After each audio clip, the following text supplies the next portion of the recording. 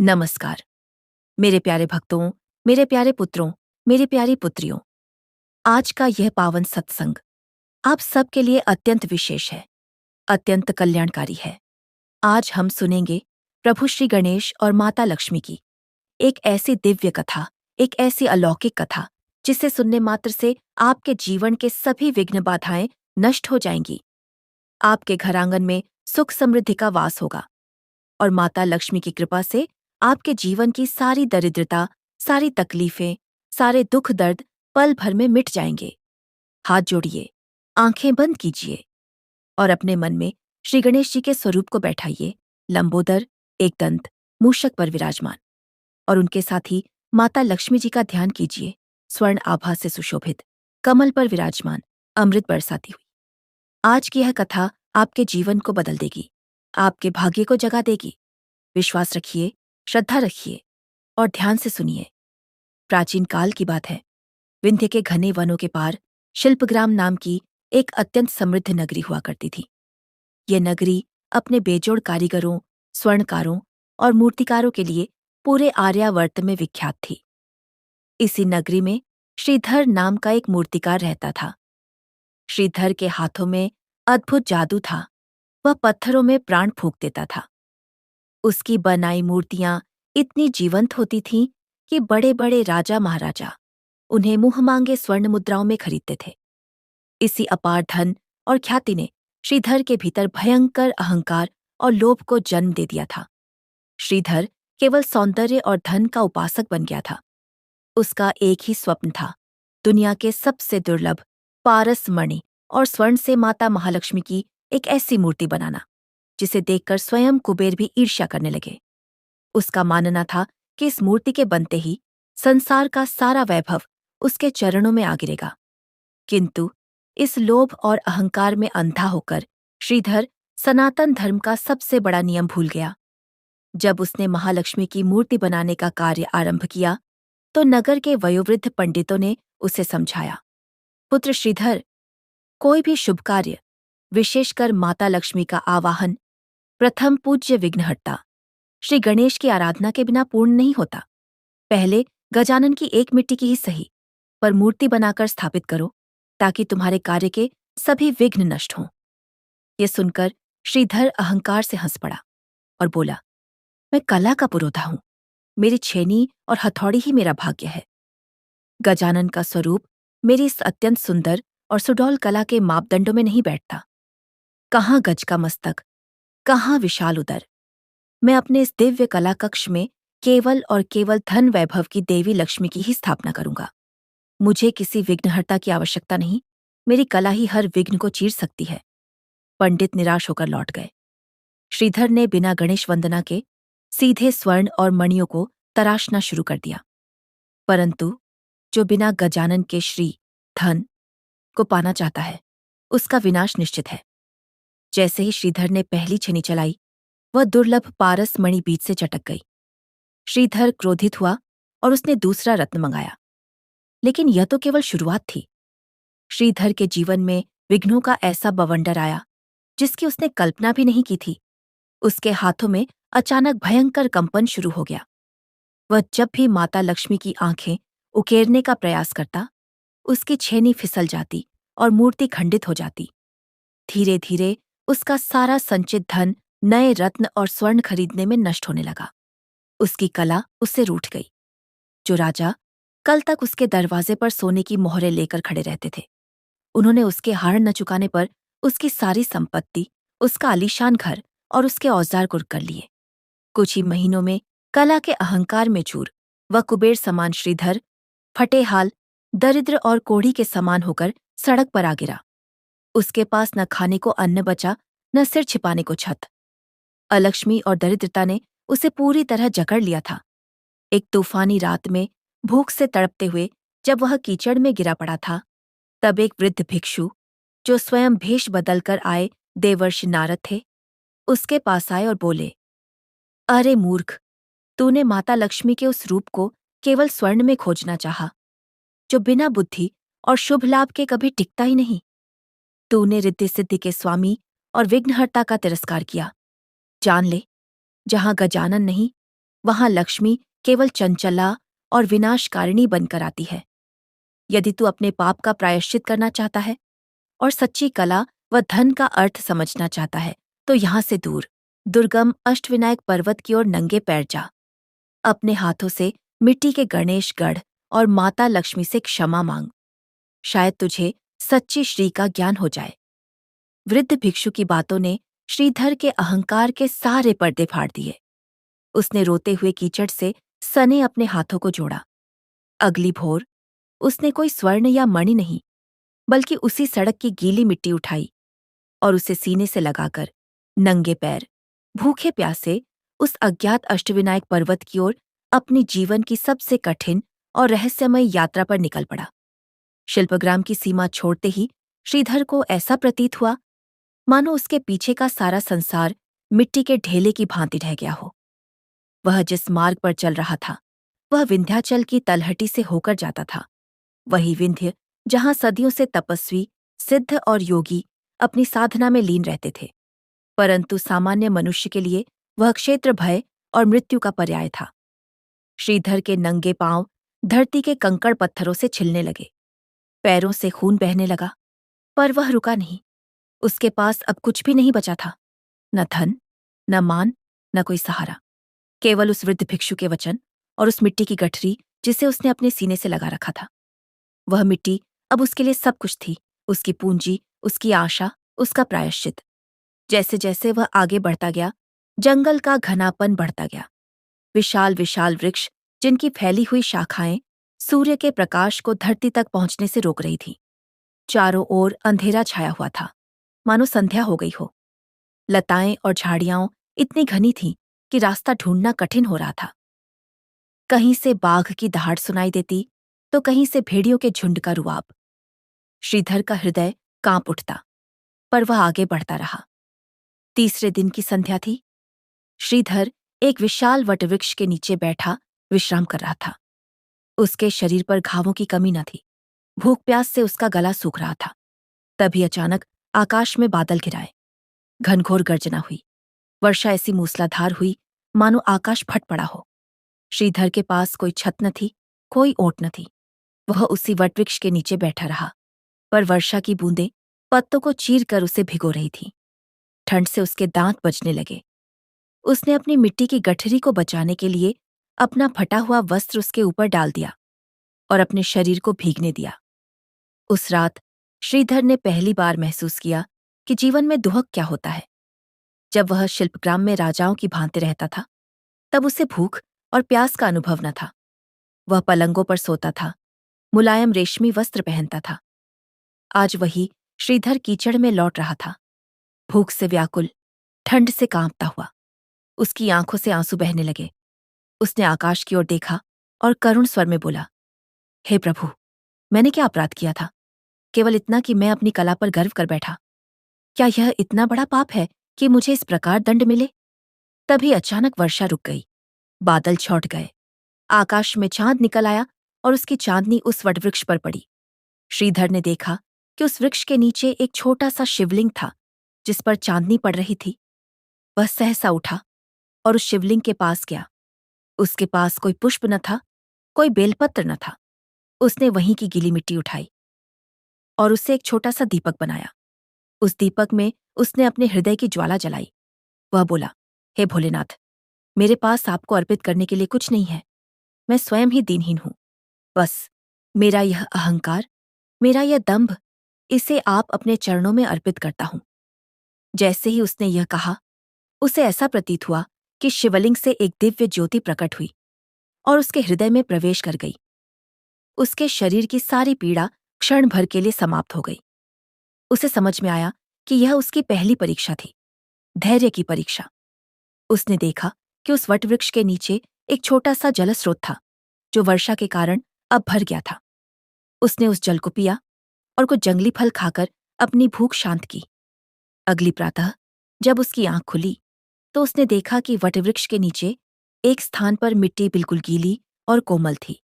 उसे वृद्ध भिक्षु के वचन याद आए, अपने हाथों से मिट्टी के गणेश गढ़। उसने उसी स्थान पर बैठकर उस गीली मिट्टी को उठाया और अपने कर कमलों से एक छोटी सी गणेश प्रतिमा बनाने लगा। उसके हाथ कांप रहे थे, पर उसने धैर्य नहीं छोड़ा।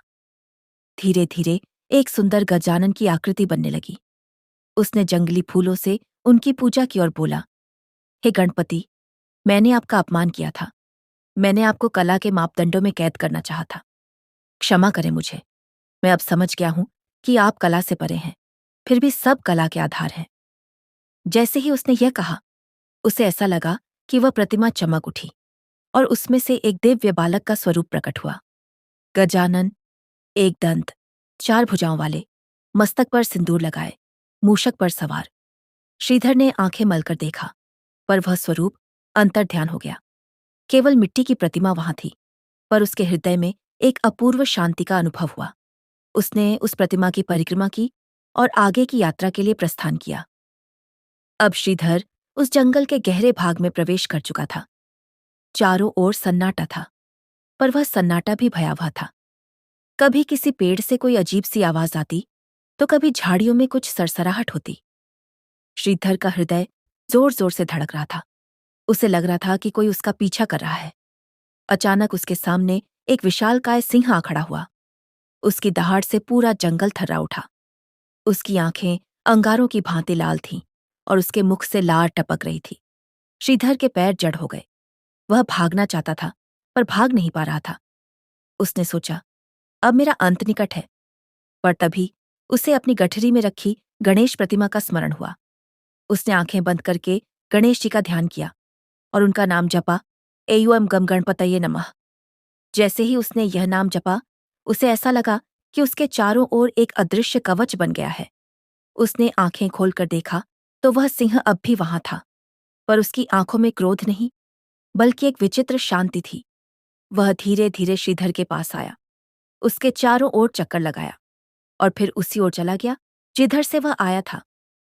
श्रीधर ने गणेश जी का धन्यवाद किया और आगे बढ़ा, पर यह तो केवल शुरुआत थी। जैसे जैसे वह आगे बढ़ता गया, उसे नए नए विघ्नों का सामना करना पड़ा। कभी उसके पैर में एक विषैला बिच्छू डंक मार देता, तो कभी सांप फुफकारता हुआ उसके सामने आ जाता। कभी इतनी घनी लताएं आ जाती कि उनसे निकलना असंभव सा हो जाता, तो कभी अचानक उसके पैरों के नीचे की जमीन धंसने लगती। एक बार तो वह एक गहरे गड्ढे में जा गिरा, जिससे निकलना उसके लिए असंभव था। उसने घंटों प्रयास किया, पर हर बार वह फिसल जाता।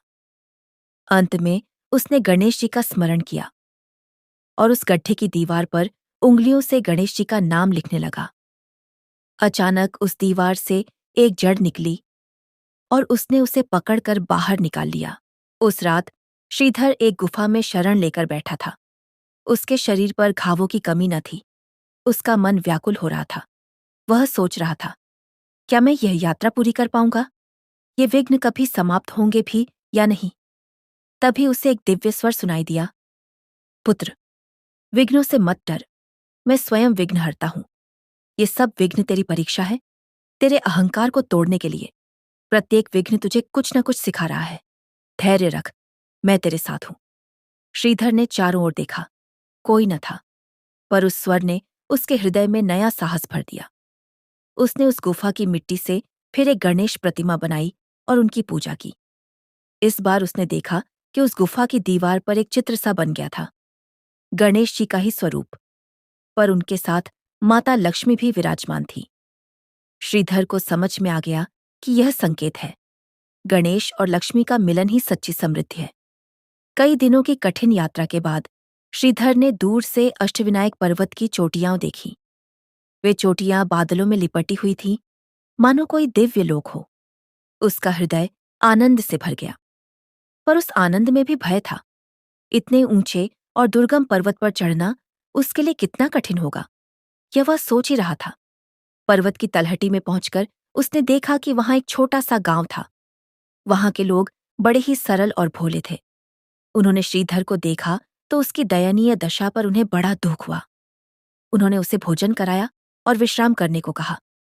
श्रीधर ने उनसे उस पर्वत के बारे में पूछा तो वे बोले, हे यात्री, यह पर्वत साधारण नहीं है। यहाँ अष्टविनायक के 8 स्वरूप विराजमान हैं, पर यहाँ चढ़ना सहज नहीं। अब तक कितने ही लोग इस पर चढ़ने गए, पर लौटकर कोई नहीं आया। कहते हैं, इस पर्वत पर देवताओं का वास है और यहाँ की हर वस्तु दिव्य है। पर यह भी कहते हैं कि जो भी बिना श्रद्धा और विश्वास के यहाँ आता है, वह विघ्नों में फंसकर नष्ट हो जाता है। श्रीधर ने उन्हें अपनी कथा सुनाई। उसने बताया कि कैसे उसने गणेश जी का अपमान किया और कैसे अब वह उनसे क्षमा मांगने जा रहा है। ग्रामवासियों ने उसे आशीर्वाद दिया और रास्ता बताया। अगली प्रातः श्रीधर ने पर्वत पर चढ़ना शुरू किया। रास्ता बहुत ही संकरा और खड़ा था। एक ओर गहरी खाई थी, दूसरी ओर खड़ी चट्टान। उसे हर कदम संभाल कर रखना पड़ता था। कई बार उसके पैर फिसले, पर किसी प्रकार वह बच गया। चढ़ते चढ़ते वह थक गया था। उसके शरीर में शक्ति नहीं बची थी, पर जैसे ही वह रुकता, उसे उसी दिव्य स्वर की याद आती और वह फिर चल पड़ता। तीसरे दिन की शाम को वह पर्वत की पहली चोटी पर पहुंचा। वहां उसने देखा कि एक विशाल शिला पर स्वयंभू गणेश विराजमान थे। वह कोई मानव निर्मित मूर्ति न थी, बल्कि प्रकृति ने स्वयं उस शिला को गणेश का रूप दे दिया था। एक विशाल गजमस्तक, दो छोटी छोटी आंखें और एक सूंड जो बाईं ओर मुड़ी हुई थी। उसके चारों ओर दीपक जल रहे थे, मानो कोई उन्हें नित्य जलाता हो। श्रीधर के नेत्रों से आंसू बहने लगे। वह उस शिला के पास गया और उससे लिपट गया। वह बोला, हे प्रभु, मैं आ गया। मैंने आपका अपमान किया, आपको तुच्छ समझा। क्षमा करें मुझे। मैं अब जान गया हूं कि आप ही सब कुछ हैं। आपके बिना कोई कार्य सिद्ध नहीं होता। आप ही आदि हैं, आप ही अंत हैं। जैसे ही उसने यह कहा, उस शिला से एक दिव्य प्रकाश फूटा और उसमें से साक्षात गणेश जी प्रकट हुए। चतुर्भुज, एकदंत, पाश और अंकुश धारण किए, मस्तक पर मुकुट सजाए और उनके एक हाथ में मोदक का पात्र। वे मुस्कुरा रहे थे। उन्होंने अपनाकर कमल श्रीधर के सिर पर रखा और बोले, उठो पुत्र, तुमने परीक्षा में सफलता पाई है। मैं तुमसे प्रसन्न हूं। श्रीधर ने आंखें उठाकर देखा। वह शब्दहीन था। उसने हाथ जोड़कर प्रणाम किया। गणेश जी बोले, यह पहला विनायक है। श्री गणेश, जो मुझे श्रद्धा से स्मरण करता है, उसके सभी विघ्न नष्ट हो जाते हैं। पर तुम्हें अभी और यात्रा करनी है। यहां से आगे 7 और विनायक हैं। प्रत्येक स्थान पर तुम्हें माता लक्ष्मी के किसी न किसी रूप का दर्शन और ज्ञान प्राप्त होगा। जाओ और अपनी यात्रा जारी रखो। इतना कहकर गणेश जी अंतर्ध्यान हो गए, पर उनका आशीर्वाद श्रीधर के हृदय में सदा के लिए बस गया। उसने उस धातु स्थान पर फिर से एक मिट्टी की गणेश प्रतिमा बनाई और उनकी पूजा की। इस बार उसने देखा कि वहां पर एक छोटा सा जलस्रोत फूट पड़ा, जिसका जल अमृत के समान मीठा था। उसने वह जल पिया और उसकी सारी थकान दूर हो गई। अब श्रीधर पर्वत की दूसरी चोटी की ओर बढ़ रहा था। रास्ता पहले से भी अधिक कठिन था। कहीं पर बर्फ जमी हुई थी, तो कहीं पर इतनी तेज हवा चल रही थी कि उसके पैर उखड़ जाते थे। वह कठिनाई से आगे बढ़ रहा था। रात में उसने एक गुफा में शरण ली। उस गुफा के अंदर अंधेरा था, पर गुफा के एक कोने में एक छोटा सा दीपक जल रहा था। वह उस दीपक के पास गया तो देखा कि वहां एक वृद्धा बैठी थी। वह बड़ी ही दयामयी दिखती थी। वृद्धा ने श्रीधर से पूछा, बेटा, तुम कौन हो और इस घने जंगल में अकेले कहाँ जा रहे हो? श्रीधर ने अपनी सारी कथा सुना दी। वृद्धा ने उसे ध्यान से सुना और फिर बोली, बेटा, तुम सही मार्ग पर हो। पर क्या तुम जानते हो कि धन क्या है? केवल सोना चांदी ही धन है? नहीं, धन तो वह है जो तुम्हारे जीवन को सार्थक बनाए। धन तो वह है जो तुम्हें संतोष दे, शांति दे। असली धन तो वह है जो कभी नष्ट न हो। श्रीधर ने कहा, माता, मैं अब समझ गया हूं। मैंने केवल बाहरी धन को पूजा, उस धन को जो नाशवान है। मुझे सच्चे धन का ज्ञान नहीं था। वृद्धा ने कहा, यही तो सीखना है तुम्हें। आगे बढ़ो। कल जब सूर्य उगेगा तो तुम उस स्थान पर पहुंचोगे जहां आदिलक्ष्मी विराजमान है। वही आदि शक्ति है जिनसे सारी सृष्टि की उत्पत्ति हुई है। उनके दर्शन मात्र से तुम्हारा जीवन धन्य हो जाएगा। अगली प्रातः श्रीधर ने देखा कि वह गुफा और वह वृद्धा दोनों अंतर्ध्यान हो गए थे। वह समझ गया कि वह कोई साधारण वृद्धा नहीं, बल्कि स्वयं देवी का रूप थी।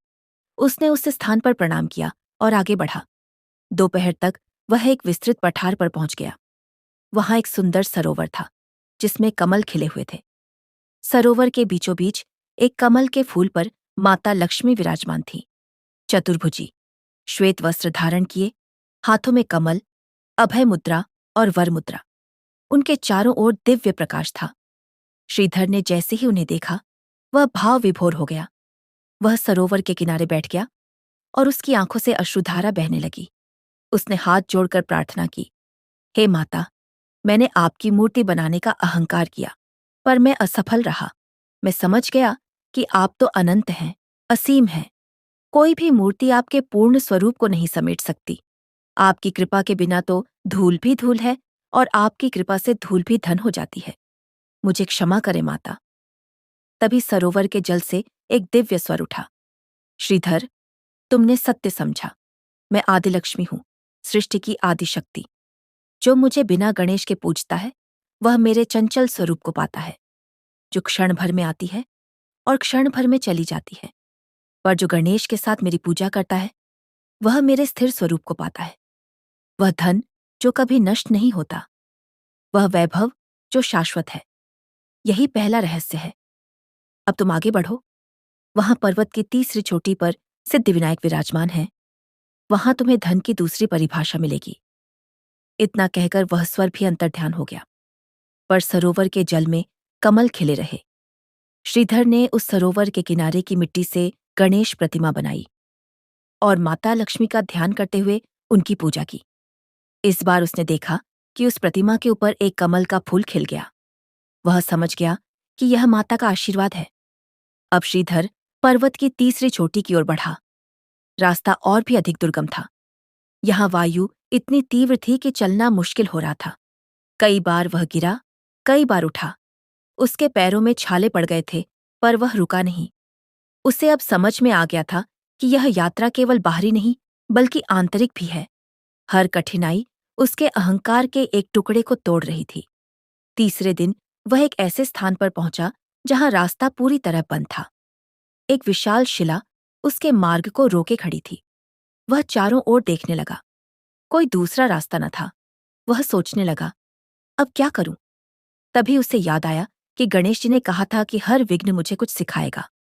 वह उस शिला के पास गया और उसे स्पर्श किया। वह शिला ठंडी थी, पर उस पर कुछ लिखा हुआ था, एयूएम गम गणपतये नमः। श्रीधर ने उस मंत्र का जाप करना शुरू किया। वह घंटों जाप करता रहा। उसकी आवाज धीरे धीरे गूंजने लगी। अचानक उस शिला में दरार पड़ी और वह दो भागों में बंट गई। उसके बीच से एक मार्ग निकल आया। श्रीधर ने गणेश जी का धन्यवाद किया और उस मार्ग से आगे बढ़ा। जैसे ही वह उस मार्ग से निकला, उसने देखा कि सामने एक विशाल मंदिर था। वह मंदिर बहुत ही प्राचीन था। उसके शिखर पर स्वर्ण कलश सुशोभित था। मंदिर के द्वार पर दो विशाल द्वारपाल खड़े थे। एक के हाथ में त्रिशूल, दूसरे के हाथ में गदा। उन्होंने श्रीधर को रोक लिया और पूछा, कौन हो तुम? क्यों आए हो यहाँ? धैर्य ही वह शक्ति है जो असफलता को सफलता में, दरिद्रता को समृद्धि में, दुख को सुख में बदल देती है। इसे कभी मत भूलना। जब श्रीधर ने आंखें खोलीं, तो सिद्धिविनायक ने उसे आशीर्वाद दिया और कहा, अब तुम पर्वत की चौथी चोटी की ओर बढ़ो। वहां विघ्न विनायक विराजमान है। वहां तुम धन के तीसरे रूप से परिचित होगे। श्रीधर अब पर्वत की चौथी चोटी की ओर बढ़ रहा था। रास्ता और भी कठिन होता जा रहा था। अब वह समझ गया था कि यह यात्रा जितनी लंबी होती जाएगी, परीक्षाएं उतनी ही कठिन होती जाएंगी। उसके पैरों में अब जूते नहीं थे, वस्त्र फट चुके थे, शरीर पर घाव थे, पर उसके मन में अटूट विश्वास था। चलते चलते वह एक स्थान पर पहुंचा जहां से दो रास्ते निकलते थे। एक रास्ता सीधा और सरल दिखता था, दूसरा रास्ता कंटीला और दुर्गम। वह सोच में पड़ गया कि किस रास्ते से जाए। तभी उसे एक वृद्ध मिला। उस वृद्ध ने कहा, बेटा, यदि तू जल्दी पहुंचना चाहता है तो सीधे रास्ते से जा, पर यदि तू सच्चे अर्थों में अपनी यात्रा पूरी करना चाहता है तो कंटीले रास्ते से जा। कंटीला रास्ता ही तुझे उस स्थान तक ले जाएगा जहां विघ्न विनायक विराजमान है। श्रीधर ने बिना किसी संकोच के कंटीला रास्ता चुना। रास्ता इतना कंटीला था कि हर कदम पर उसके पैरों में कांटे चुभते थे। वह दर्द से कराह उठता, पर रुकता नहीं था। वह सोचता, ये कांटे मेरे पाप हैं। ये मेरे अहंकार के कांटे हैं, इन्हें भुगतना ही होगा। दूसरे दिन वह एक गहरी खाई के पास पहुंचा। वह खाई इतनी गहरी थी कि उसकी तह दिखाई नहीं देती थी। उसके पार जाने के लिए एक पतली सी लकड़ी की पटरी थी जो हवा में झूल रही थी। उस पटरी पर चलना मृत्यु को निमंत्रण देने जैसा था। श्रीधर कुछ क्षण सोचता रहा। फिर उसने गणेश जी का स्मरण किया और उस पटरी श्रीधर ने हाथ जोड़कर कहा, मैं एक पापी हूं जिसने गणेश जी का अपमान किया था। मैं उनसे क्षमा मांगने आया हूं और माता लक्ष्मी के दर्शन करने। द्वारपालों ने कहा, यहां प्रवेश सहज नहीं। इस मंदिर में सिद्धिविनायक विराजमान हैं। वे सिद्धियों के दाता हैं। पर यहां प्रवेश के लिए 3 शर्तें हैं: धैर्य, श्रद्धा और समर्पण। क्या तुम इन तीनों को धारण कर सकते हो? श्रीधर ने कहा, मैं प्रयास करूंगा। द्वारपालों ने कहा, तो बैठ जाओ यहां। जब तक तुम धैर्य की परीक्षा में सफल नहीं हो जाते, तुम्हें अंदर नहीं जाने दिया जाएगा। श्रीधर वहीं बैठ गया। पहला दिन बीता, दूसरा दिन बीता, तीसरा दिन भी बीत गया। वह भूखा प्यासा बैठा रहा। उसके सामने एक जल का कलश रखा था, पर द्वारपालों ने कहा था कि जब तक प्रवेश नहीं मिलता वह उस जल को नहीं छू सकता। उसकी प्यास बढ़ती जा रही थी, पर उसने जल को नहीं छुआ। चौथे दिन उसके सामने एक अजीब सा दृश्य प्रकट हुआ। उसने देखा कि उसके पूर्वज, उसके माता पिता, उसके मित्र सब उसे बुला रहे हैं। वे कह रहे थे, श्रीधर, यहां आओ, हम तुम्हें लेने आए हैं। तुम व्यर्थ ही यहां तपस्या कर रहे हो, ये सब माया है, हमारे साथ चलो। श्रीधर ने अपनी आंखें बंद कर लीं और गणेश मंत्र का जाप करने लगा। जब उसने आंखें खोलीं तो वह दृश्य अंतर्ध्यान हो गया। 5वें दिन उसने देखा कि उसके सामने स्वर्ण की वर्षा हो रही है। चारों ओर सोने के सिक्के बिखरे पड़े हैं। एक आवाज आई, श्रीधर, ये सब ले लो, तुम धनी बन जाओगे। तुम फिर से शिल्पग्राम के सबसे बड़े धनी बनोगे। पर श्रीधर ने उन स्वर्ण सिक्कों की ओर देखा तक नहीं। वह गणेश मंत्र का जाप करता रहा। वह स्वर्ण भी अंतर्ध्यान हो गया। छठे दिन उसके सामने एक भयंकर दृश्य प्रकट हुआ। उसने देखा कि उसके शरीर पर भयंकर रोग हो गए हैं। उसकी त्वचा सड़ रही है, कीड़े पड़ रहे हैं। वह दर्द से कराह उठा। एक आवाज आई, यह है तेरी तपस्या का फल। तू व्यर्थ ही यहां बैठा है। तेरा शरीर नष्ट हो रहा है। उठ और अपने प्राण बचा। पर श्रीधर ने उस दृश्य को भी माया समझा और अपना ध्यान नहीं तोड़ा। 7वें दिन प्रातःकाल जब उसने आंखें खोलीं तो देखा कि द्वारपाल अंतर्ध्यान हो गए थे और मंदिर के द्वार अपने आप खुल गए थे। एक दिव्य स्वर आया, श्रीधर, तुमने धैर्य की परीक्षा पास कर ली है, अंदर आओ। श्रीधर ने उठकर मंदिर में प्रवेश किया। अंदर का दृश्य अद्भुत था। हजारों दीपक जल रहे थे। बीचों बीच एक विशाल सिंहासन पर सिद्धिविनायक विराजमान थे। लाल वस्त्र धारण किए, हाथों में पाश और अंकुश, मस्तक पर चंदन का तिलक और चारों ओर दिव्य प्रकाश। उनके एक ओर रिद्ध थी और दूसरी ओर सिद्धि। वे मुस्कुरा रहे थे। श्रीधर ने दंडवत प्रणाम किया। सिद्धिविनायक बोले, उठो श्रीधर, तुमने धैर्य का पाठ सीख लिया। अब जानो कि धन का दूसरा रूप है धैर्य। धैर्य ही सबसे बड़ा धन है। जिसके पास धैर्य है उसके पास सब कुछ है। जिसके पास धैर्य नहीं वह सब कुछ होते हुए भी कुछ नहीं है। यहां पर तुम्हें माता लक्ष्मी के दूसरे रूप का दर्शन होगा, धैर्य लक्ष्मी का। इतना कहकर सिद्धिविनायक ने अपनी सूंड से उसके मस्तक को स्पर्श किया। श्रीधर की आंखें बंद हो गईं और उसने एक दिव्य दृश्य देखा। एक स्त्री जो बिल्कुल शांत थी, जिसके हाथों में एक पात्र था जो कभी खाली नहीं होता। वह स्त्री उसे देखकर मुस्कुराई और बोली, श्रीधर, मैं धैर्य लक्ष्मी हूं। जो मुझे धारण करता है उसके पास कभी किसी वस्तु की कमी नहीं होती। पर पैर रख दिया। वह धीरे धीरे आगे बढ़ने लगा। नीचे गहरी खाई थी, ऊपर तेज हवा चल रही थी। कई बार वह संतुलन खो बैठा, पर किसी प्रकार वह उस पार पहुंच गया। उसने गणेश जी का धन्यवाद किया। तीसरे दिन वह एक ऐसे स्थान पर पहुंचा जहां चारों ओर अंधकार था। सूर्य की किरणें भी वहां तक नहीं पहुंच पाती थीं। वह टटोलते हुए आगे बढ़ रहा था। अचानक उसे लगा कि उसके चारों ओर सैकड़ों आंखें हैं जो उसे देख रही हैं। वह डर गया। उसने गणेश मंत्र का जाप करना शुरू किया। धीरे धीरे वह अंधकार छौंटने लगा और सामने एक मंदिर के द्वार दिखाई दिए। वह मंदिर बिल्कुल अलग था। यहाँ कोई द्वारपाल नहीं थे, कोई मूर्तियां नहीं थीं। केवल एक विशाल शिला थी, जिस पर एक स्वस्तिक बना हुआ था। श्रीधर उस शिला के पास गया और बैठ गया। तभी एक गंभीर स्वर गूंजा, श्रीधर, तुम यहाँ क्यों आए हो? श्रीधर ने कहा, मैं क्षमा मांगने आया हूं। मैंने गणेश जी का अपमान किया था। मैंने उन्हें तुच्छ समझा। मैं क्षमा का पात्र हूं। उस स्वर ने कहा, क्षमा मिलती भी है और नहीं भी मिलती। क्षमा का मार्ग सबसे कठिन है। क्या तुम उसके लिए तैयार हो? श्रीधर ने कहा, हाँ प्रभु, मैं तैयार हूं। तभी वह शिला फटी और उसमें से साक्षात विघ्न विनायक प्रकट हुए। गजानन, चतुर्भुज, मस्तक पर मुकुट, हाथों में पाश और अंकुश, एक हाथ वृद्ध मुद्रा में। उनकी आंखों में करुणा थी, क्रोध नहीं। वे बोले, श्रीधर, मैं विघ्न विनायक हूं। मैं विघ्नों का हरता भी हूं और विघ्नों का कर्ता भी। पर जान ले, जो विघ्न मैं रचता हूं, वे सब कल्याण के लिए ही होते हैं। तुमने जो विघ्न देखे, वे सब तुम्हारे अहंकार को तोड़ने के लिए थे। अब तुम क्षमा के पात्र हो। पर क्षमा का अर्थ केवल दूसरों से क्षमा मांगना नहीं है, बल्कि स्वयं को क्षमा करना भी है। क्या तुम स्वयं को क्षमा कर सकते हो? श्रीधर के नेत्रों से आंसू बहने लगे। उसने कहा, प्रभु, मैं नहीं जानता। मैंने अपना जीवन नष्ट कर दिया। मैंने अपनी कला का अपमान किया, अपने पूर्वजों का नाम डुबोया। मैं स्वयं को कैसे क्षमा कर सकता हूं? विघ्न विनायक ने कहा, जिस दिन तू स्वयं को क्षमा कर लेगा, उसी दिन तू मुक्त हो जाएगा। देख, तेरे पास अब भी कुछ है जो कभी नष्ट नहीं होता। तेरी कला। वह कला अब अहंकार से मुक्त हो गई है। अब तू सच्चे अर्थों में कलाकार बन सकता है। इतना कहकर विघ्न विनायक ने उसके मस्तक पर हाथ रखा। श्रीधर को ऐसा लगा जैसे उसके सिर से बोझ उतर गया हो।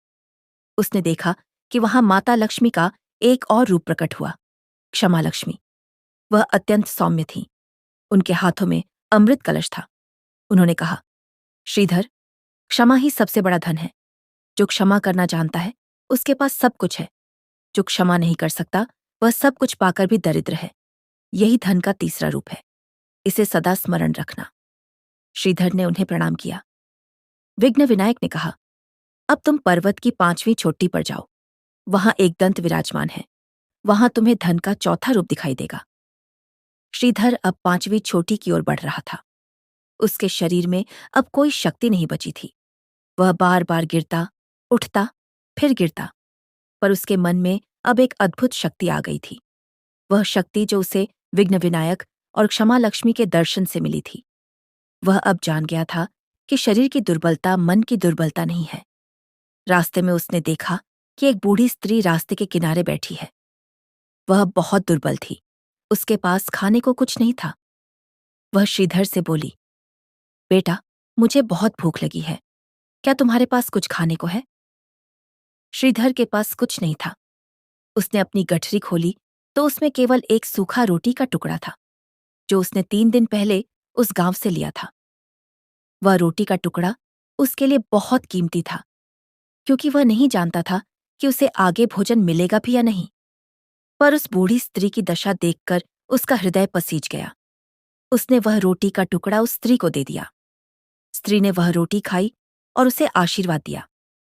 जैसे ही उसने आशीर्वाद दिया, वह स्त्री अंतर्ध्यान हो गई और वहां एक दिव्य प्रकाश फैल गया। श्रीधर समझ गया कि यह कोई परीक्षा थी। आगे बढ़ने पर उसने देखा कि एक व्यक्ति घायल अवस्था में पड़ा है। उसके शरीर से रक्त बह रहा था। वह श्रीधर से बोला, भाई, मुझे बचाओ।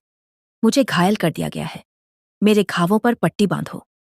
श्रीधर के पास कोई वस्त्र नहीं था, कोई औषधि नहीं थी। उसने अपने फटे हुए वस्त्र का एक टुकड़ा फाड़ा और उस व्यक्ति के घावों पर पट्टी बांधी। उस व्यक्ति ने उसे धन्यवाद दिया और वह भी अंतर्ध्यान हो गया। श्रीधर अब समझ गया था कि यह सब दैवीय लीला है। वह आगे बढ़ता गया। चौथे दिन वह एक स्थान पर पहुंचा जहां एक भव्य मंदिर था। इस मंदिर का द्वार बंद था। द्वार पर लिखा था, त्याग के बिना प्रवेश नहीं। श्रीधर सोचने लगा, अब मेरे पास त्यागने के लिए क्या बचा है? मेरे पास तो कुछ है ही नहीं। तभी उसे समझ में आया कि त्याग का अर्थ केवल वस्तुओं का त्याग नहीं है, बल्कि अपने अहंकार का, अपने मोह का, अपनी आसक्तियों का त्याग है। उसने अपने मन में देखा, क्या उसे अब भी किसी वस्तु से मोह था? उसे लगा कि अब भी उसके मन में एक चीज बची थी, अपनी कला के प्रति अभिमान। वह अब भी सोचता था कि उसकी कला अद्वितीय थी। यही उसका अंतिम मोह था। उसने उस मंदिर के द्वार पर बैठकर ध्यान लगाया। उसने अपनी कला को, अपनी पहचान को, अपने अहंकार के उस अंतिम टुकड़े को भी गणेश जी के चरणों में अर्पित कर दिया। उसने कहा, हे प्रभु, मैं कुछ नहीं हूं, मेरी कला भी आपकी देन है, मैं उसे भी आपको समर्पित करता हूं। अब मेरा कुछ भी नहीं है। जैसे ही उसने यह कहा, मंदिर के द्वार अपने आप खुल गए। अंदर एक दंत विराजमान थे, एक दांत वाले गणेश जो त्याग के प्रतीक हैं। उन्होंने स्वयं अपना एक दांत तोड़कर परशुराम को दे दिया था। वे श्रीधर को देखकर मुस्कुराए। वे बोले, श्रीधर, तुमने त्याग का पाठ सीख लिया। त्याग ही सबसे बड़ा धन है। जो त्याग करना जानता है वही सच्चा धनी है। जो केवल संग्रह करता है वह सबसे दरिद्र है। तभी वहां माता लक्ष्मी का चौथा रूप प्रकट हुआ, त्याग लक्ष्मी। उन्होंने कहा, श्रीधर, धन का चौथा रूप त्याग है। जो धन त्याग से रहित है वह धन नहीं, बोझ है। जो धन त्याग के साथ है वही सच्चा धन है। इसे कभी मत भूलना। श्रीधर ने उन्हें प्रणाम किया। एक दंत ने कहा, अब तुम पर्वत की छठी चोटी पर जाओ। वहां गजानन विराजमान है। वहां तुम्हें धन का पांचवां रूप दिखाई देगा। अब श्रीधर छठी चोटी की ओर बढ़ रहा था। उसके शरीर में अब कोई बल नहीं था, पर उसके मन में एक अद्भुत प्रकाश था। वह जान गया था कि यह यात्रा उसे कहाँ ले जा रही है। वह अब हर कदम को भगवान का प्रसाद मानकर चल रहा था। रास्ते में उसने देखा कि एक स्थान पर बहुत सारे लोग इकट्ठे हैं। वे सब एक साधु के प्रवचन सुन रहे थे। साधु कह रहा था, ज्ञान ही सबसे बड़ा धन है। ज्ञान के बिना सारा धन व्यर्थ है। ज्ञानी व्यक्ति दरिद्र होते हुए भी धनी है और अज्ञानी धनी होते हुए भी दरिद्र है। श्रीधर वहां रुक गया और उसने उन प्रवचनों को सुना। उसे बहुत कुछ समझ में आया। फिर वह आगे बढ़ा। दूसरे दिन वह एक विशाल वृक्ष के नीचे बैठा था कि उसे एक वृद्ध मिला। वह वृद्ध बहुत ही ज्ञानी लग रहा था। उसने श्रीधर से पूछा, बेटा, तुम कहाँ जा रहे हो? श्रीधर ने अपनी सारी कथा सुना दी। वृद्ध ने कहा, बेटा, तुम सही मार्ग पर हो, पर क्या तुम जानते हो कि असली ज्ञान क्या है? असली ज्ञान यह है कि तुम इस संसार में कुछ भी नहीं हो और सब कुछ हो। तुम कुछ भी नहीं हो क्योंकि तुम्हारा अपना कुछ भी नहीं है, और तुम सब कुछ हो क्योंकि तुम में ही ब्रह्मांड बसता है। श्रीधर ने कहा, गुरुदेव, मुझे यह ज्ञान समझ में आ रहा है, पर पूरी तरह नहीं। वृद्ध ने कहा, चलो, मैं तुम्हें रास्ता दिखाता हूं। वृद्ध उसे एक गुफा के पास ले गया। उस गुफा के अंदर अंधेरा था। वृद्ध ने कहा, इस गुफा में प्रवेश करो। अंदर तुम्हें एक दीपक मिलेगा। उस दीपक को लेकर बाहर आ जाओ। श्रीधर उस गुफा में घुसा। अंदर घोर अंधकार था। वह टटोलते हुए आगे बढ़ा। बहुत देर बाद उसे एक दीपक दिखा जो जल रहा था। उसने उस दीपक को उठाया और बाहर आ गया। जब वह बाहर आया तो उसने देखा कि वह वृद्ध अंतर्धान हो गया था, पर उसके हाथ में वह दीपक था। उस दीपक के प्रकाश में उसने देखा कि सामने एक भव्य मंदिर था, गजानन का मंदिर। उस मंदिर में प्रवेश करते ही उसने देखा कि गजानन विराजमान है। विशाल गजमस्तक, चतुर्भुज, मस्तक पर मुकुट, हाथों में पाश और अंकुश, एक हाथ वृद्ध मुद्रा में। उनकी आंखों में ज्ञान का प्रकाश था। वे श्रीधर को देखकर मुस्कुराए और बोले, श्रीधर, तुमने ज्ञान का दीपक जला लिया। अब तुम समझ गए हो कि असली ज्ञान क्या है। ज्ञान ही सबसे बड़ा धन है। ज्ञान के बिना धन अंधकार है। ज्ञान के साथ धन प्रकाश है। तभी वहां माता लक्ष्मी का पांचवां रूप प्रकट हुआ, ज्ञान लक्ष्मी। वे अत्यंत तेजस्वी थीं। उनके हाथों में पुस्तक और वीणा थी। उन्होंने कहा, श्रीधर, धन का पांचवां रूप ज्ञान है। जो ज्ञान से युक्त है वह कभी दरिद्र नहीं हो सकता। जो ज्ञान से रहित है वह कभी धनी नहीं हो सकता। इसे सदा स्मरण रखना। श्रीधर ने उन्हें प्रणाम किया। गजानन ने कहा, अब तुम पर्वत की 7वीं चोटी पर जाओ। वहां लंबोदर विरामाण है। वहां तुम्हें धन का छठा रूप दिखाई देगा। श्रीधर अब 7वीं चोटी की ओर बढ़ रहा था। उसके शरीर में अब कोई शक्ति नहीं बची थी, पर उसके हृदय में अपार शांति थी। वह जान गया था कि असली यात्रा बाहरी नहीं, आंतरिक है। वह हर कदम पर भगवान की कृपा का अनुभव कर रहा था। रास्ते में उसने देखा कि एक व्यक्ति बहुत व्याकुल है। वह इधर उधर भाग रहा है। श्रीधर ने उससे पूछा, भाई तुम इतने व्याकुल क्यों हो? उस व्यक्ति ने कहा, मैं एक धनवान व्यक्ति हूं, पर मुझे कभी संतोष नहीं होता। मेरे पास जितना है उससे अधिक चाहिए। मैं दिन रात धन कमाने में लगा हूं, पर जितना मिलता है उतने से संतोष नहीं होता। बताओ, मुझे क्या करना चाहिए? श्रीधर ने कहा, भाई मैं भी ऐसा ही था। मेरे पास अपार धन था, पर मुझे संतोष नहीं था। आज मेरे पास कुछ नहीं है, पर मुझे अपार संतोष है। ये संतोष ही असली धन है। जो संतोषी है वह राजा है, जो असंतोषी है वह भिखारी है। उस व्यक्ति ने कहा, पर संतोष कैसे मिले? श्रीधर ने कहा, जब तुम ये समझ लोगे कि जो मिला है वही पर्याप्त है, तब संतोष मिलेगा। जब तुम ये समझ लोगे कि भगवान ने जो दिया है वही हमारे लिए सर्वोत्तम है, तब संतोष मिलेगा। यह संतोष ही असली सुख है। उस व्यक्ति ने श्रीधर के चरण छुए और कहा, आपने मुझे सच्चा ज्ञान दिया। श्रीधर ने उसे आशीर्वाद दिया और आगे बढ़ा। तीसरे दिन वह एक स्थान पर पहुंचा जहां बहुत सुंदर बगीचा था। उस बगीचे में तरह तरह के फल फूल थे। बगीचे के बीचों बीच एक छोटा सा मंदिर था। उस मंदिर के पास एक साधु बैठा था। वह बहुत प्रसन्न दिख रहा था। उसके पास कुछ भी नहीं था, पर उसके चेहरे पर अपार शांति थी। श्रीधर ने उससे पूछा, गुरुदेव, आप इतने प्रसन्न कैसे हैं? साधु ने कहा, बेटा मेरे पास कुछ नहीं है, पर मैं सब कुछ हूं। मैंने संतोष को अपना लिया है। संतोष ही सबसे बड़ा सुख है। जो संतोषी है वह दुख में भी सुखी है। जो असंतोषी है वह सुख में भी दुखी है। श्रीधर ने उस साधु को प्रणाम किया और आगे बढ़ा। चौथे दिन वह उस स्थान पर पहुंचा जहां लंबोदर विराजमान थे। वे विशाल उदर वाले गणेश थे, जो संतोष के प्रतीक हैं। उनके उदर में सारा ब्रह्मांड समा सकता है। वे मुस्कुरा रहे थे। उनके एक हाथ में मोदक था, दूसरे हाथ में अंकुश।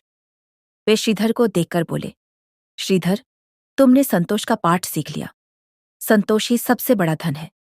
जो संतोषी है उसे किसी वस्तु की कमी नहीं होती। वह अपने आप में पूर्ण है। तभी वहां माता लक्ष्मी का छठा रूप प्रकट हुआ, संतोष लक्ष्मी।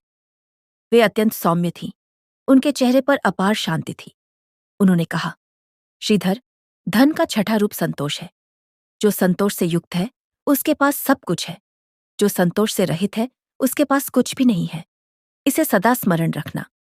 श्रीधर ने उन्हें प्रणाम किया। लंबोदर ने कहा, अब तुम पर्वत की 8वीं चोटी पर जाओ। वहां वक्रतुंड विराजमान है। वहीं पर तुम्हारी यात्रा पूरी होगी। वहां तुम्हें धन का अंतिम और सबसे गूढ़ रूप दिखाई देगा।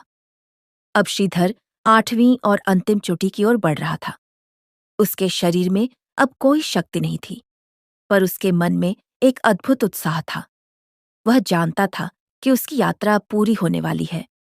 उसके पैरों में अब दर्द नहीं होता था, क्योंकि वह दर्द से परे हो गया था। उसके शरीर पर जो घाव थे वे अब उसे पीड़ा नहीं देते थे, क्योंकि वह उन घावों में भगवान का प्रसाद देखता था।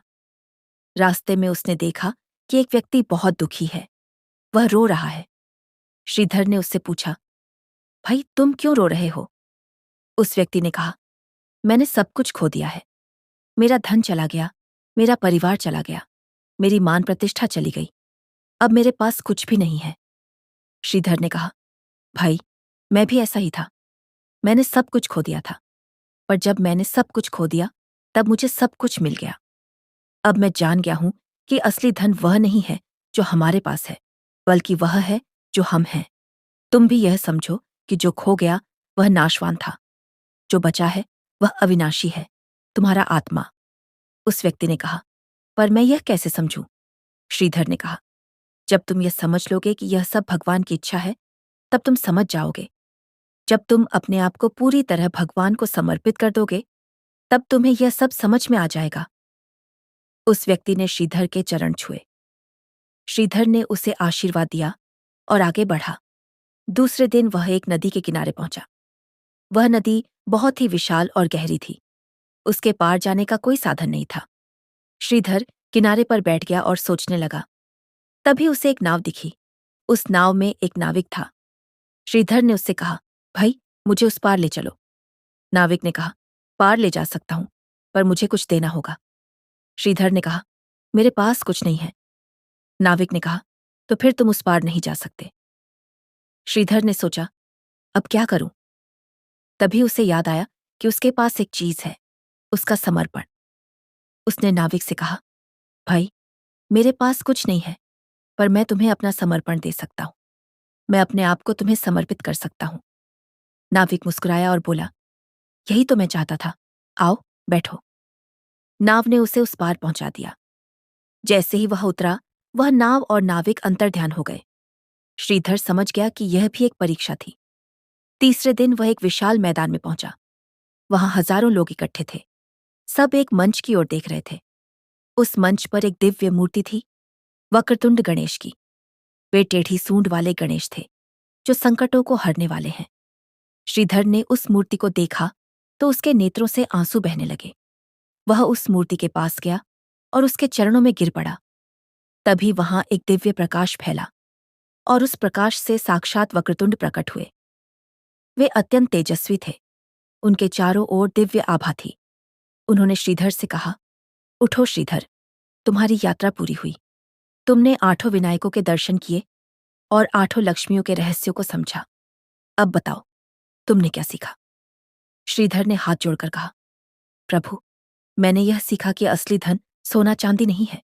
असली धन है आदिलक्ष्मी का आशीर्वाद, धैर्य लक्ष्मी का धैर्य, क्षमा लक्ष्मी की क्षमा, त्याग लक्ष्मी का त्याग, ज्ञान लक्ष्मी का ज्ञान, संतोष लक्ष्मी का संतोष और सबसे बढ़कर आपकी कृपा। मैंने यह भी सीखा कि बिना आपके किसी कार्य की शुरुआत नहीं होनी चाहिए। आप ही प्रथम पूज्य हैं। आपके बिना सारा धन चंचल और नाशवान है। आपके साथ सारा धन स्थिर और शाश्वत है। वक्रतुंड मुस्कुराए। उन्होंने कहा, श्रीधर, तुमने सत्य समझा। अब तुम माता लक्ष्मी के अंतिम रूप के दर्शन के लिए तैयार हो। वह रूप है समर्पणा लक्ष्मी। जो अपने आप को पूरी तरह समर्पित कर देता है, उसे यह रूप प्राप्त होता है। तभी वहां अपार प्रकाश हुआ और उस प्रकाश से माता लक्ष्मी का 8वां रूप प्रकट हुआ, समर्पण लक्ष्मी। वे अत्यंत दिव्य थीं। उनके चारों ओर देवता और गंधर्व स्तुति कर रहे थे।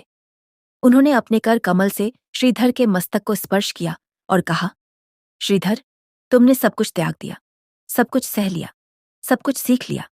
अब तुम समर्पण के योग्य हो। समर्पण ही सबसे बड़ा धन है। जो समर्पित है, वह स्वयं में ब्रह्मांड को धारण करता है। अब जाओ और अपनी कला को फिर से अपनाओ। अब तुम्हारी कला अहंकार से मुक्त है। अब वह भक्ति से युक्त है। अब तुम जो भी बनाओगे, वह दिव्य होगा। श्रीधर ने कहा, माता, मैं अब क्या करूं? मेरे पास कुछ नहीं है। मेरा घर नहीं है, मेरा धन नहीं है, मेरे औजार नहीं है। माता ने कहा, जिसके पास कुछ नहीं, उसके पास सब कुछ है। तू चिंता मत कर। जा, शिल्पग्राम लौट जा। वहां तेरे लिए एक आश्चर्य इंतजार कर रहा है। श्रीधर ने वक्रतुंड और समर्पण लक्ष्मी को प्रणाम किया और वापसी की यात्रा शुरू की। वापसी का रास्ता बहुत सरल था। वही रास्ता जो आते समय इतना कठिन था, अब बिल्कुल सरल लग रहा था। उसे कोई थकान नहीं थी, कोई भूख प्यास नहीं थी। उसके शरीर के सारे घाव भर गए थे। वह हल्का महसूस कर रहा था, मानो उसके पंख लग गए हों। कुछ ही दिनों में वह शिल्पग्राम की सीमा पर पहुंच गया। उसने देखा कि वही शहर, जहां से वह दरिद्र और निराश होकर निकला था, अब उसे अपना घर लग रहा था।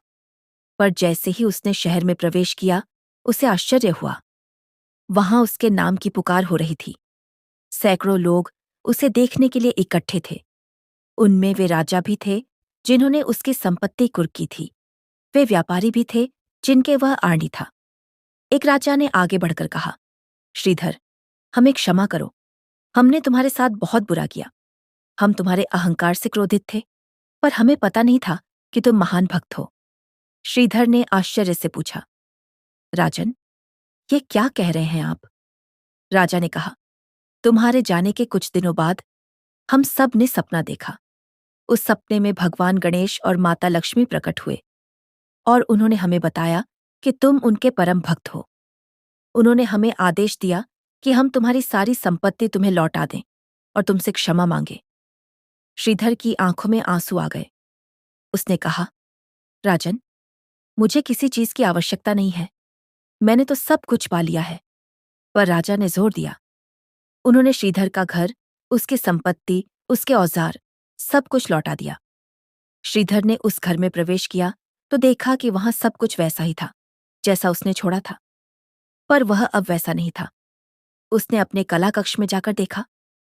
वहां वह अधूरी मूर्ति अब भी पड़ी थी, जिसे बनाते समय उसकी छेनी फिसल गई थी। उसने उस मूर्ति को उठाया और देखा। अब वह मूर्ति उससे अधूरी नहीं लग रही थी। उसे लगा कि वह मूर्ति स्वयं में पूर्ण है। उसने उस मूर्ति के सामने एक दीपक जलाया और कहा, हे माता, अब मैं समझ गया। आप हर रूप में पूर्ण हैं। अधूरा तो केवल मेरा दृष्टिकोण था। उस रात श्रीधर ने फिर से मूर्ति बनाना शुरू किया, पर इस बार उसने पहले गणेश जी की मूर्ति बनाई। उसने मिट्टी से एक सुंदर गणेश प्रतिमा बनाई और उसकी स्थापना की। फिर उसने माता लक्ष्मी की मूर्ति बनाना शुरू किया। इस बार उसके हाथ नहीं कांपे, उसकी छेनी नहीं फिसली। उसने बड़े प्रेम और श्रद्धा से माता की मूर्ति बनाई। जब वह मूर्ति पूरी हुई तो वह इतनी सुंदर थी कि उसे देखकर देवता भी मुग्ध हो गए। उसने उस मूर्ति को गणेश जी के बगल में स्थापित किया और दोनों की पूजा की। उस रात उसने सपने में देखा कि गणेश जी और माता लक्ष्मी उसे आशीर्वाद दे रहे हैं। गणेश जी ने कहा, श्रीधर, अब तू सच्चा कलाकार है। तूने समझ लिया कि कला का उद्देश्य अहंकार नहीं, भक्ति है। तूने समझ लिया कि धन का उद्देश्य संग्रह नहीं, समर्पण है। अब तू जो भी बनाएगा वह अमर होगा। माता लक्ष्मी ने कहा, श्रीधर, मैंने तुझे 8 रूपों में दर्शन दिए। अब तू जान गया है कि सच्ची लक्ष्मी क्या है। वह धन नहीं, धैर्य है। वह संग्रह नहीं, संतोष है। वह अहंकार नहीं, समर्पण है। यही सच्चा ज्ञान है। इसे सदा स्मरण रखना। श्रीधर ने प्रणाम किया। जब उसकी नींद खुली तो उसने देखा कि उसके कला कक्ष में वे दोनों मूर्तियां चमक रही थीं। उसने उनकी आरती की और नए जीवन की शुरुआत की। धीरे धीरे श्रीधर की ख्याति फिर से फैलने लगी, पर इस बार वह ख्याति अहंकार की नहीं, भक्ति की थी। लोग दूर दूर से उसकी बनाई मूर्तियों को देखने आते थे। उसकी बनाई हर मूर्ति में एक अलौकिक चमक होती थी, मानो उसमें प्राण हो। वह हर मूर्ति बनाने से पहले गणेश जी की पूजा करता और उनसे आशीर्वाद लेता। उसने अपने जीवन का यह नियम बना लिया कि बिना गणेश के कोई कार्य नहीं करूंगा। एक दिन उसके पास एक राजा आया। वह राजा बहुत धनवान था, पर उसके जीवन में सुख नहीं था। उसने श्रीधर से पूछा, हे कलाकार, मेरे पास अपार धन है, पर मुझे सुख नहीं है। क्या कारण है? श्रीधर ने कहा, राजन, क्या आप गणेश जी की पूजा करते हैं? राजा ने कहा, नहीं, मैं तो केवल लक्ष्मी जी की पूजा करता हूं। मुझे धन चाहिए, इसलिए मैं धन की देवी की पूजा करता हूं। श्रीधर ने कहा, राजन, यही आपकी भूल है। लक्ष्मी जी चंचला हैं। वह वहीं टिकती हैं जहां गणेश जी विराजमान हो। गणेश जी स्थिरता के देवता हैं। वह रिद्धि सिद्धि के स्वामी हैं। उनके बिना लक्ष्मी जी क्षण भर में चली जाती है। यदि आप सच्चा धन और सच्चा सुख चाहते हैं तो पहले गणेश जी की पूजा करें, फिर लक्ष्मी जी की। राजा ने श्रीधर की बात मानी। उसने गणेश जी की पूजा शुरू की और धीरे धीरे उसके जीवन में सुख और शांति आने लगी। उसने श्रीधर को बहुत सा धन देना चाहा, पर श्रीधर ने लेने से मना कर दिया। उसने कहा, राजन, मुझे धन की आवश्यकता नहीं। मुझे तो गणेश जी और माता लक्ष्मी का आशीर्वाद प्राप्त है। यही मेरे लिए सबसे बड़ा धन है। इस प्रकार श्रीधर ने अपना शेष जीवन भक्ति और कला में बिताया। उसने अनेक मंदिरों में गणेश और लक्ष्मी की मूर्तियां स्थापित की। उसकी बनाई हर मूर्ति आज भी भक्तों को आशीर्वाद दे रही है। उसकी कथा आज भी उन सबको प्रेरणा देती है जो केवल बाहरी धन के पीछे भागते हैं, ये भूलकर कि असली धन तो भीतर है। और इसीलिए प्रिय भक्तों, सनातन धर्म में कहा गया है, गणेश पूजा बिनु लक्ष्मी नहीं मिले। यानी बिना गणेश जी की पूजा के लक्ष्मी जी की कृपा नहीं मिलती। और जब गणेश और लक्ष्मी दोनों की कृपा होती है, तब जीवन में सब कुछ होता है। धन भी, धान्य भी, सुख भी, शांति भी, और सबसे बढ़कर मोक्ष भी। तो आप भी कोई भी कार्य शुरू करें, पहले विघ्नहर्ता गणेश का स्मरण करें। उनसे प्रार्थना करें कि वे आपके मार्ग के सब विघ्नों को हर लें। फिर माता लक्ष्मी का ध्यान करें। उनसे प्रार्थना करें कि वे आपके जीवन में सच्चा धन, धैर्य, संतोष, ज्ञान और समर्पण का धन प्रदान करें। और फिर देखिए आपका जीवन कैसे बदल जाता है। ये कथा हमें यही सिखाती है कि अहंकार सबसे बड़ा शत्रु है और समर्पण सबसे बड़ा मित्र। अहंकार हमें पतन की ओर ले जाता है, समर्पण हमें उत्थान की ओर। अहंकार हमें दरिद्र बनाता है, समर्पण हमें धनी बनाता है। तो आइए हम सब अपने अहंकार का त्याग करें और गणेश लक्ष्मी के चरणों में समर्पित हो जाए। यही सच्ची भक्ति है, यही सच्चा ज्ञान है, यही सच्चा धन है। एयुएम गम गणपतये नमः। एयुमेम श्रीम महालक्ष्म्यै